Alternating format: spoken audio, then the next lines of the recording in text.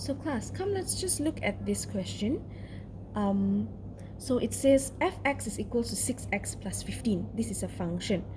Now it asks me to find the inverse of f with an input of 5.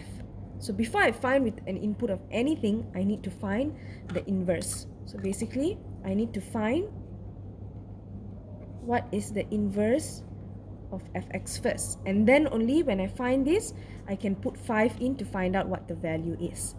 So, just a recap on what we did this week, okay? When you want to take a function and find the inverse, the first thing you do is you change fx to y.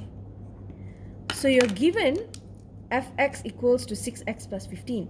So you change this fx to become y. So y equals to 6x plus 15. It's the same thing. It's just that I'm changing fx to become y. Now, I swap x for y and y for x, basically. So the y becomes x and the x becomes y. So I get x equals to 6y plus 15. Same thing. It's just that now y becomes x and x becomes y. Okay, what happens after that? After that,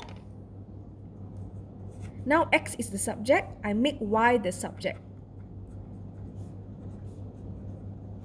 So it's like as though I'm solving for y linearly. So x equals to 6y plus 15.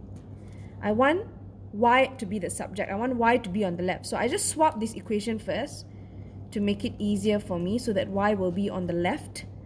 Okay, y can also be on the right, doesn't matter as long as y is on one side. It's just easier for me this way. I just swapped. I didn't do anything. 6y plus 15 comes here, x is here. And then I solve it. Plus 15 becomes the other side is minus 15. And then,